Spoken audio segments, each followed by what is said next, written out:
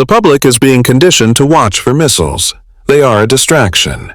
When media outlets broadcast kinetic threats of a military attack against a failing state like Venezuela, it is pure theater. The strategic calculus has already moved past symmetric warfare. A state facing a systemic solvency crisis, like a $6 billion default, cannot match a carrier strike group. It will not try. The response is asymmetric. The primary lever is not kinetic. It is silence. The true vectors of attack are the undersea arteries of the global financial system. According to analysts at RUSI, the playbook for a cornered state is to weaponize its own collapse by targeting the physical infrastructure of data.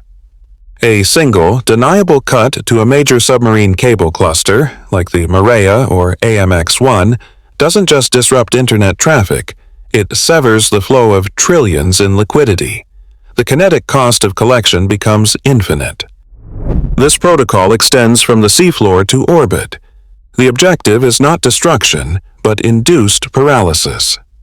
CSIS reports confirm the viability of non-kinetic satellite blinding, using ground-based lasers or high-powered microwave bursts to temporarily disable GPS and communication relays. This creates the blind Leviathan, a global power structure that still possesses immense military might but has lost its nervous system. It cannot track assets, clear transactions, or coordinate forces. The initial default is not the crisis. It is the launch-on warning signal for a strategy that makes the entire system pay the price. This isn't chaos. It's a mathematical certainty. The motive for state-level aggression is misunderstood. It is not launched from a position of strength, but from a terminal state of economic weakness. A solvency crisis is a domestic liability that cannot be resolved internally. Therefore, it must be externalized. The war is not the objective. It is a violent financial transaction designed to escape an inescapable domestic collapse. Consider the analysis on Russia's pivot. Citing research from RUSI, the kinetic operation was not a primary choice, but a forced maneuver. Facing mounting domestic liabilities and the mathematical certainty of an unpopular regime's collapse, the cost of an external war became lower than the cost of internal implosion. The conflict serves as a systemic reset, converting a diffuse internal political crisis into a focused, external, kinetic event. This is the identical blueprint for any state in a solvency crisis. The data is explicit. Venezuela defaults on a $6 billion debt to European energy firms. This is the trigger. The system's response protocol is activated. U.S. military warnings escalate the crisis from a financial problem to a kinetic threat. The state is cornered.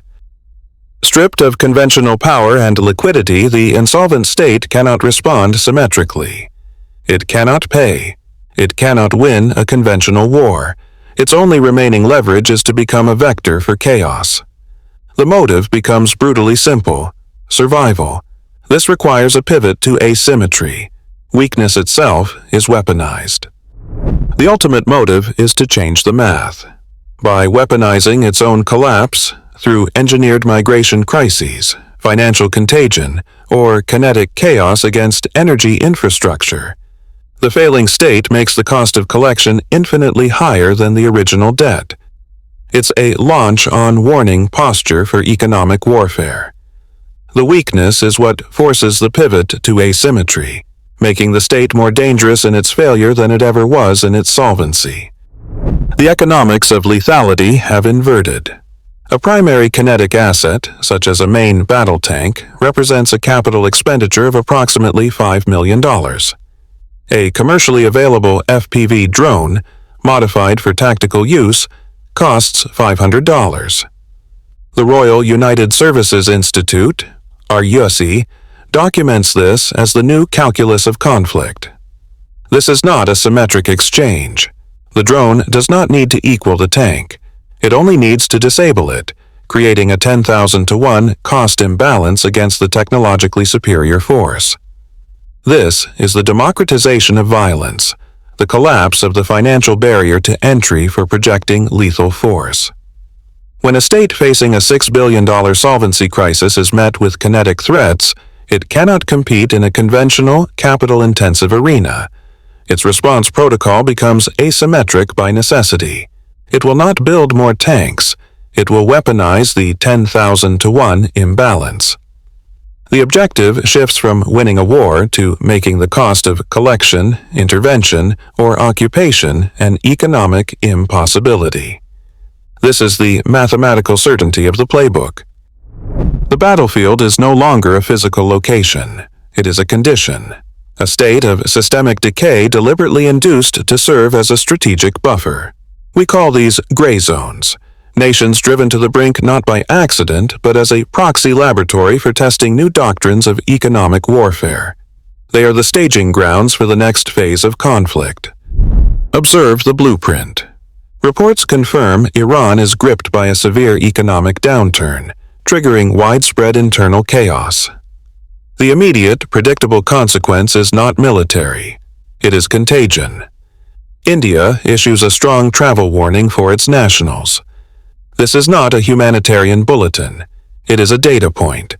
It is the first metric of a failing state successfully exporting its instability, turning a domestic crisis into a regional liability.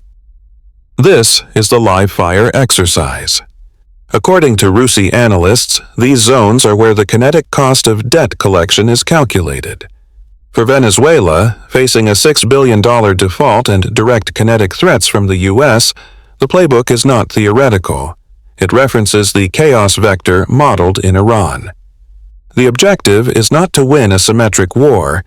It is to engineer a collapse so disorderly, so regionally toxic, that the cost of collecting the debt becomes a systemic risk to the creditor.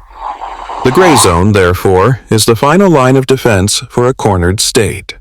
Stripped of solvency, its only remaining leverage is to become a launch-on-warning platform for asymmetric chaos. The playbook is simple. Make the cost of your failure infinitely higher than the price of your bailout. This is not a flaw in the system. It is the system's core feature, a mathematical certainty designed to liquidate liabilities, whether they are on a balance sheet or a map. The final decision is not made in a crisis. The decision is codified into a protocol years in advance. This protocol is called Launch on Warning. It is a pre-authorized response to the detection of an inbound nuclear strike. The logic is brutal. Waiting for physical confirmation of impact, a flash of light over a city, means the capacity to retaliate has been neutralized. The system cannot afford to wait. The protocol's integrity rests on one single variable: the absolute reliability of the warning system. The satellites, the ground-based radar, the network connecting them. Now, introduce a new vector of attack, a targeted cyber weapon. Its purpose is not to destroy infrastructure. Its purpose is to blind the system. This creates the fog of digital war. The commander is now operating with zero visibility. The radar is black. Per doctrine, this is not a technical failure. It is a hostile act preceding a kinetic strike. The system is designed to interpret a loss of data as the worst-case scenario. The commander is now forced into a mathematical choice. Option A. Assume it is a glitch and risk the decapitation of your nation. Option B. Follow the launch-on-warning protocol because the trigger condition, a verified threat, has been replaced by a systemically induced blindness. According to analysts at CSIS and RUSI, the kinetic cost of such a cyber attack is functionally zero for the aggressor, yet it forces the target into a binary choice of suicide or global annihilation. This is the ultimate asymmetric leverage. You don't need to launch a missile against a nuclear power. You simply need to create the digital conditions where they are forced, by their own playbook, to launch one themselves. This isn't a flaw in the system. It is the weaponization of the system itself. The escalation protocol is not a choice. It is a function. A state facing a $6 billion solvency crisis, backed by kinetic threats, does not negotiate. It calculates leverage. Stripped of conventional options, its response matrix collapses to a single imperative. weaponize its failure to make the kinetic cost of collection infinitely higher than the debt. CSS reports confirm this is a standard playbook. The target is not military. It is systemic. The objective is not destruction, but paralysis, to demonstrate that the entire network is vulnerable. This is the launch-on warning posture of a failing state.